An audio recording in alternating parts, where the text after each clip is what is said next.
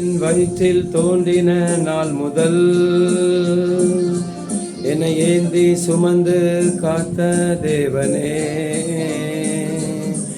உள்ளங்கைகளில் என்னை வரைந்து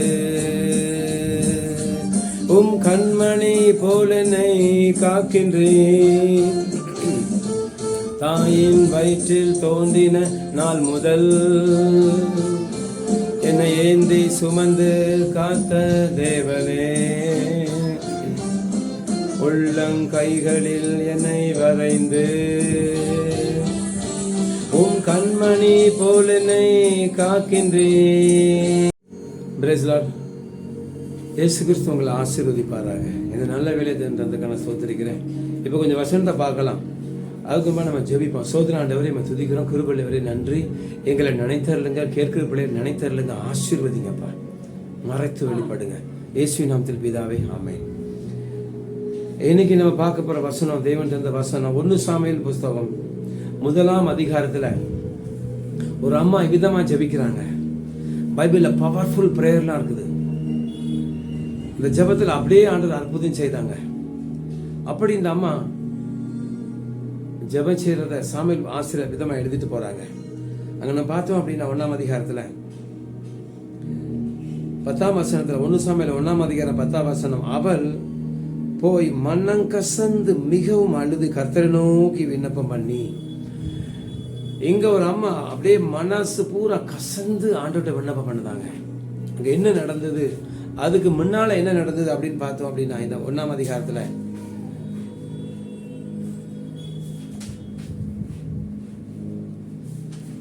1ஆம் அதிகாரம் 3ஆம் வசனம், அந்த மனுஷன் சிலோவிலே சேனின் கர்த்தரை பணிந்து கொள்ள அந்த ஸ்திரியோட இது கணவர் அவருக்கு பலியிடவும் வருஷந்தோறும் தன் ஊரிலிருந்து போய் வருவான். அங்கே கர்த்தரின் ஆசாரியன் ஏலியின் 2 குமாரர்கள் ஓபனி பினகாஸ் இருந்தார்கள்.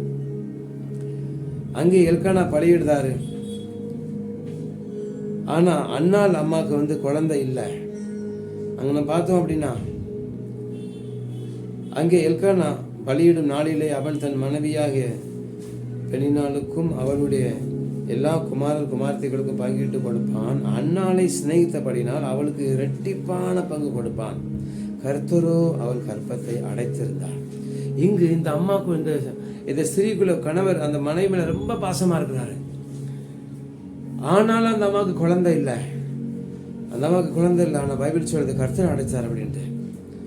கர்த்தர் அவள் கற்பத்தை அடைத்தபடினால் அவளுடைய சக்கரத்தை அப்படின்னா இன்னொரு சகோதரி அவள் துக்கப்படும்படியாய் அவளை மிகவும் விசனப்படுத்துவாள். இந்த வாழ்க்கை நம்மளுக்கு நிறைய துக்கப்படுத்தும்படியான காரியம் வரும். இந்த சகோதரிக்கு ஒரு துக்கம், குழந்தை இல்லை, துக்கப்படுத்தும்படியான காரியம் ரொம்ப துக்கப்படும்படியான அவளை மிக விசனப்படுத்துவாள். அவள் கர்த்தருடைய ஆலயத்துக்கு போகும் சமயத்தில் அவன் வருஷந்தோறும் அந்த பிரகாரமாய் செய்வான். இவள் அவனை மனமடிவாக்குவாள். வருஷம் இதே பிரச்சனை, பல நாட்கள் இதை பிரச்சனை. அப்பொழுது அவள் சாப்பிடாமல் அழுது கொண்டிருப்பாள். இந்த ஸ்திரீ சாப்பிடாமல் அழுது கொண்டிருப்பாங்களாம். இந்த அம்மா பேர் அண்ணாள் அங்கே பைபிள் சொல்லப்பட்டிருக்கு. அப்போ இந்த அம்மா அப்படியே சாப்பிடாம அழுதுட்டு இருக்கும்போது ஆண்டவர் அவங்களுக்கு யோசனை கொடுக்க அவங்களோடு பேசுறாங்க. என்ன செய்யணும், குழந்தை இல்லை, அதனாலே ஏன் அழுகிற, ஏன் சாப்பிடாது இருக்கிறாய், ஏன் சஞ்சலப்படுகிறாய், 10 குமாரரை பார்க்கிறேன், நான் உனக்கு அதிகமான கணவர் சொல்றார். கணவர் சொன்னாலும் அந்த அம்மாவுக்கு பிள்ளை இல்லைனாலே வருஷம் இந்த கணவர் அங்கே போய் பலியிட செலுத்தும் பொழுது ஒரு மனிதன் ஆண்டவருக்கு பலியிடும் பொழுது அவங்களை ஆசீர்வதிப்பாங்க, அவங்க சந்ததியும் ஆண்டவர் ஆசீர்வதிப்பாங்க. இங்கே இந்த எல்கனாங்க மனிதன் ஆண்டவருக்கு கனம் பண்றாங்க, நல்லா பலியிட்டு கனம் பண்றாங்க. இன்னைக்கு நம்மளோட பலியிடணும், பலி ஆண்டவருக்கு செய்கிற காரியம். இன்னைக்கு நம்மளும் ஆண்டவருக்காக நம்ம செய்யும்போது தேவன் நம்மளே ஆசீர்வதிப்பார். இந்த ஆள் நல்ல வசதியான ஆள் பைபிளை பார்க்கிறோம். நல்ல காளைகளை பலியிடுதார். ஆனா அவர் சந்ததியில் ஒரு மனிதன் வர்றார், எளிமையா இருக்கிறார். சாமுவேல் தீர்க்கதரிசி, தான் முதல் பெயர் அவர் தீர்க்கதரிசி. ஆனா அவர் பிறக்கிறதுக்கு முன்பதாக அவங்க அம்மா ரொம்ப கஷ்டப்படுத்தாங்க. சங்கீதத்துல ஒரு விதமா வசனம் சொல்லுது, இடுக்கமா ஈனப்படுத்தி விசாலத்தில் கொண்டு போய் ஆண்டு விடுவாங்க. இந்த அம்மாவை இடுக்கப்படுத்துறாங்க. ஏன்னா இஸ்ரேல் நாட்டுக்கு ஒரு பெரிய விசாலம் வேணும். சவுல் அபிஷேகம் பண்றார், தாவீது அபிஷேகம் பண்றார், நல்லா 40 வருஷம் செலுத்தினங்களா ஆட்சி செய்கிறார். இது உள்ளத்து உகந்த தாசன் ஆண்டு சொல்லும்படியாக அந்த மனிதனை இந்த சவுல் இந்த சாமுவேல் வந்து தீர்க்கதரிசி, இவர் தாவீது அபிஷேகம் பண்றார். அப்படி தீர்க்கதரிசியை தயார் பண்ணுகிற இந்த அம்மா அந்த தன்னுடைய வாழ்க்கையில ஒரு கசப்பை அனுபவிக்கிறாங்க. இந்த வீட்டில் கஷ்டம் நெருக்கம் வரும்பொழுது நம்ம மனசு ரொம்ப கசப்பு உண்டாகும். இந்த அம்மாவுக்கு கசப்பு உண்டாகுது. ஆனால் அதை எங்கே காண்பிக்கணும்? ஆலயத்தில் வந்து காட்டுதாங்க. வீட்டில் சாப்பிடாம இருக்காங்க, அது சொல்யூஷன் கிடைக்கும். நம்மளுக்கு நீங்கள் வீட்டில் நம்ம என்னென்ன காரியங்கள் நம்ம அதை வீட்டிலே நம்மளுக்கு ஆகும்னு நினைப்போம். அந்த ஆகாது. தெய்வ சமூகத்தில் தான் நம்ம ஆசீர்வாதம், தெய்வ சமூகத்தில் தான் தடைகள் உண்டாகும். இப்போ நான் செய்தி உங்களுக்கு தேவன் சொல்லும்படியாக சொல்லியிருக்கிறாங்க. இந்த செய்தி கேட்டுருக்கும் போதே அங்கே தெய்வ சமூகம். அப்போ இந்த செய்தியை நீங்கள் கேட்கும் பொழுது இங்கே ஆண்டவர் சொல்கிறாங்க, அந்த அம்மாவுடைய ஜெபத்தை ஆண்டவர் கேட்குறாங்க. அண்ணாளுடைய அம்மாவுடைய ஜெபத்தை கேட்குறாங்க. அவங்களுக்கு என்ன காரியம் வேணுமோ அது அவங்களுக்கு கிடைக்கல. கஷ்டம் இருக்குது, நெருக்கம் இருக்குது, ரொம்ப கஷ்டப்படுறாங்க, அழுதாங்க, சாப்பிடாம இருக்காங்க.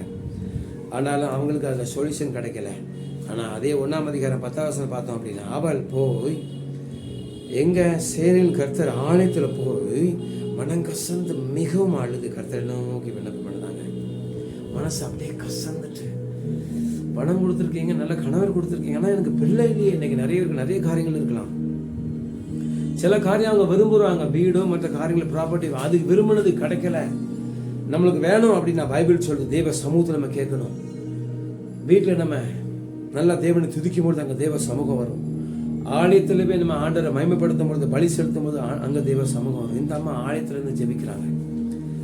மனசு அப்படியே கசந்துருந்தாங்க. மன கசந்து அப்படின்னா இது வெளியில் தெரியாது. சிலவங்க ரொம்ப அழுவாங்க, அழுதுகிட்டே இருப்பாங்க. சொல்லுவாங்க இந்த மாதிரி இந்த அம்மா அப்படியே அழுது மனம் கசந்து ஆண்டுகிட்ட சொல்லுவாங்க. மனசு அப்படியே கசந்துட்டு, சந்தோஷமாக இருந்தால் சிரிப்பாங்க, சோர்வாக இருந்தால் சிலவங்க அப்படியே இருப்பாங்க, பார்க்க அப்படியே இருப்பாங்க, இருவி பேர் இருப்பாங்க. ஆனால் இந்த அம்மாவுக்கு மனம் கசந்தனால அப்படியே அழுதாங்க. அப்படின்னு கீழே பார்த்தோம். மனம் கசந்தோட என்ன நேரிடுது? அழுதாங்க. அவங்க கீழே பார்த்தோம் அப்படின்னா, அதற்கு அண்ணாள் பிரதித்திரமாக, அதை 1ஆம் அதிகாரம் 15ஆம் வசனத்தில், அப்படியெல்லாம் நான் ஆண்டவனே, நான் மன கிளேசமுள்ள ஸ்திரீ, நான் திராட்சரசமாகிலும் மதுவாகிலும் குடிக்கவில்லை, நான் கர்த்தருடைய சந்நிதியில் என் இருதயத்தை ஊற்றிவிட்டேன். உங்களுக்கு என்ன காரியம் வேணும்? வீட்டில் நீங்கள் அநேக நேரம் ஜெபித்து அங்கே ஆண்டுடைய சமூகம் வரும். 5 நிமிஷம் 10 நிமிஷம் ஆண்டு அற்புதம் செய்ய முடியாது. ஒரு இடத்துல நம்ம வேலைக்கு போனோம் அப்படின்னா 6 மணி நேரம், 8 மணி நேரம், 10 மணி நேரம், 12 மணி நேரம் அப்படி வேலை செய்யும் பொழுது நல்ல மார்ஜின் சம்பளம் கிடைக்கும். அதே மாதிரி தான் பிரியமானவர்களின் ஜெபத்தில் அநேகமாக நம்ம ஜெபிக்க முடியும். எங்கள் கல்யாண நாட்கள் எங்கள் வீட்டில் ஏதாவது விசேஷம் இருந்தால் நாங்கள் 4 மணி நேரம் இருந்து ஜெபிப்போம். அப்படியே ஜெபத்தில் உட்காந்துருப்போம். ஆண்டு அதுக்கு பதில் தருவாங்க. அதே மாதிரி இந்த அம்மா அநேக ரொம்ப நேரம் ஜெபித்த ஆலயத்தில் அப்படியே ஊற்றுதாங்க, இருதயத்தை ஊற்றிட்டாங்க. மனம் கசந்து இருதயத்தில் ஊற்றுனதுனால ஏலி சொல்றார், சமாதானத்தோட போ, உன் இருதயத்தை வேண்டிய தேவன் நிறைவேற்றுவார். அதே மாதிரி ஆண்டவர் நிறைவேற்றுதார். அந்த அம்மா குழந்தை பறக்குது, அருமையான குழந்தை. ஒரு அம்மா தன் பிள்ளைகளுக்கா மனம் கசந்து ஜெபிக்கும் பொழுது பிள்ளைகளை தேவன் ஆசீர்வதிப்பார், சந்ததி தேவன் ஆசீர்வதிப்பார். தொழிலை நீங்கள் சேர்த்துக்கலாம், படிப்பை நீங்கள் சேர்த்து, எல்லா காரியத்தையும் சேர்த்துக்கலாம், ஆசீர்வதிப்பார். ஆண்டவர்கிட்ட பெர்ஃபெக்டா கரெக்டாக நம்ம ஜெபிக்கணும். என்ன வேணும் ஆண்டவர் தருவார். இந்த அம்மாவுக்கு பணம் இருந்தது, நல்லா அன்பா நேசிக்கிற கணவர் இருந்தாங்க, வீடு இருந்தது, எல்லாம் இருந்தது, குழந்தை இல்லை. ஆண்டவர்கிட்ட மனம் கசந்து ஜெபித்தாங்க. நீங்களும் ஜெபிக்கும்போது தேவன் உங்கள் ஜெபத்தை கேட்பார். இன்னொரு ஆள் நம்ம பார்த்தோம் அப்படின்னா, இந்த அம்மா தேவன் ஆசீர்வதிக்கிறார், அண்ணாவை ஆசீர்வதிக்கிறார், அந்த பையனை ஆசீர்வதிக்கிறார். இஸ்ரேல் நாட்டுக்கு பெரிய தீர்க்கதரிசி, உண்மையான தீர்க்கதரிசி. பைபிள் சொல்லுது உண்மையா இருந்தார் இந்த சாமுவேல் தீர்க்கதரிசி. அடுத்த என்ன பார்த்தோம் அப்படின்னா, பேதுரு பாருங்க. இங்க பேதுரு மத்தேயு சுவிசேஷம் 26ஆம் அதிகாரத்துல இங்க பேதுரு அதே மாதிரி செய்தார். மத்தேயு சுவிசேஷம் 26 கடைசி வசனம் 75. அப்பொழுது பேதுரு சேவல் கூவுகிறதுக்கு முன்னே, நீ என்னை 3 தரம் மறுதலிப்பா என்று இயேசு தன்னிடத்தில் சொன்ன வசனத்தை நினைத்து கொண்டு வெளியே போய் மனம் கசந்து அழுதான். அங்க அந்த அம்மா அழுதுனால அந்த அம்மாவுக்கு ஆண்டவர் குழந்தை கொடுத்தாங்க. ரொம்ப சந்தோஷப்பட்டு ஆண்டவர் துதிக்காங்க. அந்த குழந்தையும் ஆசீர்வாதமா இருக்கிறார். இங்கு இந்த ஐயா அழுதார். என்ன அப்படின்னா, பேதுருவே, நீ என்ன 3க்கு மறுதலிப்பாயா, நீ என்ன 3க்கு மறுதலிப்பேன்னு சொல்றார்.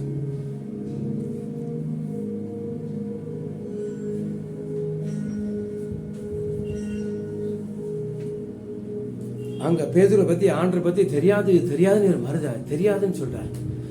ஆண்டர் கூட 3 வருஷம் இருந்த மனிதன் கடைசியில் ஆண்டரை பிடிச்சிட்டு போன இன்னைக்கு கஷ்ட நாட்கள்ல தான் நம்ம எப்படி நம்மளுக்கு தெரியும். ரொம்ப கஷ்டம், உபத்திரம், வேதனை வரும்பொழுது தான் நம்ம வாயிலிருந்து என்ன வருது, நம்ம என்ன செய்கிறோம், நம்ம பதறி போயிருப்போம். இங்கே கஷ்டம் வந்துட்டு ஆண்டவர் கூட இருந்தாங்க. கடைசி ஆண்டவர் அடிச்சுட்டே கொண்டு போயிட்டு இருக்கிறாங்க. உடனே எம்மாட்டி நம்மளுக்கும் அந்த மாதிரி அடி விழுந்துருமான பயந்து இவனு இயேசு கிறிஸ்து கூட இருந்தோன்னு எனக்கு இவர் தெரியாதுன்னு சொல்றார். மறுதலுக்கு எனக்கு தெரியாது தெரியாது தெரியாது. கடைசி ஆண்டவர் சொன்னார், எப்பா சேவல் கூறுகள் நீ என்னை 3 தடவை மறுதலை பாய் சொன்னார். ஞாபகம் வந்துட்டு ஆண்டவர் சொன்னேன், ஐயோ நான் ஆண்டவர் தெரியாதுன்னு சொல்லிட்டு அவர் கூட 3 வருஷம் இருந்தேனே அப்படின்னு சொல்லி அவர் மனம் கசந்து அழுதார். அங்கே ஒரு சொல்யூஷன் கிடைக்குது. இந்த மனம் கசந்து அழுதுனால பின்ன நம்ம அப்போஸ்தலரை பார்த்தோம் அப்படின்னா பேதுரு மூலமா பெரிய பெரிய அற்புதம் நடக்குது. இவரா எல்லாம் சரியாயிருந்தார். ஆண்டவர்கிட்ட அழுது ஒப்புரவாகுது. அன்னைக்கு உங்களுக்கு என்ன வேணும், இன்னைக்கு பேதுருக்கு ஆண்டவர் வரம் கொடுத்தார். பயங்கரமா ஊழியம் செய்கிறார். அவர் நிழல் பட்டு சுகம் கிடைக்கு. ஏன் இவர் ஆண்டவர்கிட்ட அவர் தன்னுடைய காரியத்தை அப்படி சொல்லிட்டார். மனம் கசந்துட்டு ஆண்டவர் பண்ணு தப்பு ஆண்டவர் மனம் கசந்து அழுதார். ஆண்டவர்கிட்ட ஆண்டவர் இவரை பயன்படுத்துறார். பேதுருவே நாடுகளை மேய்ப்பாயாக என்று சொல்றார். அப்படியே கலக்குதாராங்க. யாருக்கு பயப்பட மாட்டாங்க. நிறைய பேர் காணிக்கை செலுத்தல வராங்க. அவங்க பணத்தை கொஞ்சம் பொய் சொல்லிக்கிட்டாங்க. ஆனால் நம்ம இப்போ பார்த்தோம் அப்படின்னா பொய் ஒன்றுமே இல்லை மாதிரி ஆலயத்தில் சில காரியங்கள் நடக்கும். ஆனால் பேதுரு நாட்களில் அங்கே ஒரு தம்பதி வராங்க. அவங்க பணம் தான் கொஞ்சம் வச்சுட்டு திருப்பி மீதத்தை பேதுரு கிட்ட கொடுக்காங்க. அவர் சொன்னார், ஐயா நீங்கள் வீட்டை வித்துட்டீங்களா? ஆமாம் வித்துட்டேன்யா. அப்போ தொகை இவ்வளோதான் இவ்வளோதான். அவங்க பணம் தான், அவங்க கொஞ்சம் வச்சுட்டாங்க. ஆனால் மனசில் நினச்சாங்க அந்த பணம் பூரா ஆண்டர் கொடுக்கணும்னு. அப்படி நினச்சவங்க திருப்பி கொஞ்சம் எடுத்து வச்சுட்டாங்க. அது பெரிய தப்பு. அந்த நாட்களில் பேதுருக்கு அவ்வளோ பெரிய பவர் கொடுத்தாங்க ஆண்டவர். அவங்க பணம் தான். இந்த மனுஷன் ஆண்டவர்கிட்ட உண்மையாக இருந்ததுனால அவர்கிட்ட போய் சொன்னோன்னு அந்த மனிதன் அப்படியே சாகுறார். அவ்வளோ பெரிய வர ஆண்டவர் பேதுரு கொடுத்துருக்குறாங்க. ஏன் அவர் ஆண்டோட சரிசமா அப்படியே ஆண்டோட கரெக்டாக இருக்கார். அப்படியே அழுதார். மனங்க சேர்ந்து அழுதார். ஆண்டவர் என்ன பண்ண தப்பு தான் சொன்னோன்னு ஆண்டவரை பயன்படுத்துகிறார். நீங்களும் யார்கிட்ட போய் சொல்றீங்களோ உண்மை சொல்றீங்களோ ஆண்டவர்கிட்ட உண்மை சொல்லுங்க. ஆண்டவர்கிட்ட நம்ம உண்மை சொல்ல வேண்டிய பைபிள் சொல்லுது. உண்மை சொல்லணும் பைபிள் சொல்கிறோம். நம்ம மற்றவங்கள்ட்ட எப்படி இருக்கிறோமோ அது நம்மளுக்கு தேவையில்லை. ஆனால் ஆண்டவர் விஷயத்தில் அண்ணால் அம்மா ஆண்டவர்கிட்ட மண்ணங்க சேர்ந்து அழுதாங்க. நீ எனக்கு வேண்டாயா கணவன், நான் வேற எல்லாம் பார்க்க போறேன். நீங்கள் ஒரே டைவர்ஸ். அந்த அம்மா ஏன் தப்போ கணவர் தப்போ அப்படிலாம் அவங்க நீங்கள் நிறைய டாக்டர்கிட்ட போகிறாங்க. குழந்தை இல்லையா டாக்டர்கிட்ட, எதுக்குனாலும் டாக்டர்கிட்ட போகிறாங்க. போகலாம் பிரியமானவர்களே. ஆனால் நம்ம நம்ப வேண்டியது ஆண்டவரை. அண்ணாமா ஆண்டவர் நம்பினாங்க. இன்னைக்கு பேதுரு ஆண்டவர் பயன்படுத்துறாரு. ஏன் ஆண்டவர்கிட்ட ஒப்புரவானார். மண்ணங்கசந்து ஒப்புரவானார். நீங்களும் ஆண்டவர்கிட்ட மண்ணங்கசந்து ஒப்புரவம் வாங்க. அண்ணாலே ஆசீர்வதித்த தேவன் பேதுருவை நல்ல வரம் கொடுத்து அப்போஸ்தல பட்டத்தை கொடுத்து தலைவனா கொடுத்து நல்லா உயர்த்துறார். ஆண்டவர் பேதுருவை பயங்கரமா அற்புதம் செய்கிறார். உயிரோடு எழுப்புறார். இன்னைக்கு இதே அற்புதம் ஆண்டவர் உங்களுக்கும் செய்வார், உங்க மூலமாகவும் செய்வார். மண்ணங்கசந்து ஜெபிங்க. தொழிலில் படிப்பு விஷயத்தில் என்னென்ன காரியம், நோயில் பேயில என்னென்ன வேணுமோ ஆண்டு தருவார்னு பைபிள் சொல்லும். பிரியமானவர்களே, பேதுரு மனங்கசந்து அழுதாலும் ஆண்டு பயன்படுத்தினாங்க. அண்ணால் மனங்கசந்து அழுதாங்க. அண்ணால உயர்த்தினாங்க. அந்த பையனே ஆண்டு ஆசீர்வாதம். இன்னைக்கு உங்களையும் ஆசீர்வதிப்பேன். நம்ம ஜெபிப்போம். சோதர ஆண்டு வரை இப்போ துதிக்கிறோம். அண்ணால பேதுரை பார்த்தோம், ஆசீர்வதித்தீங்க, உயர்த்தினீங்க. அவங்க உண்மையாக அவங்க சமூகத்தில் இருந்தாங்க. அப்படியே உள்ள எனக்கு ரொம்ப மனங்கசந்து ஆண்டவரே குழந்தை தாங்கன்னு சொல்லி ஜெபித்தாங்க. நீங்கள் கேட்குற பிள்ளைங்களை அப்படி ஜெபிக்கிட்டு அவங்களுக்கு என்ன வேணும் ஆண்டவரே உங்கள் சமூகத்தில் மனம் கசந்து கேட்கட்டும். ஐயா எனக்கு ப்ராப்பர்ட்டி வேணும், பணம் வேணும், என் பிள்ளையை ஆசீர்வதிங்க, வேலையை ஆசை, தொழில் ஆசைங்க, வண்டி ஆசீர்வதிங்க, என்னென்ன காரியம் அதை அவங்கள்ட்ட சொல்லட்டும் ஆண்டவரே. பேதுரு அப்படிதான் மறுதளிச்ச உடனே வெளியில் போய் அப்படியே அவரால் தாங்க முடியல. நான் கூட இருந்தேனே ஆண்டவரே இப்படி சொல்லிட்டேனேன்னு சொல்லி மனங்கசந்து அழுதான். இன்னைக்கு நிறைய பேர் தன்னுடைய பாவத்தை குறைய ஒத்துக்கொள்ள மாட்டாங்க. இவர் அழுதார், இவரை பயன்படுத்தினீங்க. அது ஜனங்க கேட்கிற பிள்ளைகள் தெரிந்து கொள்ளட்டும்.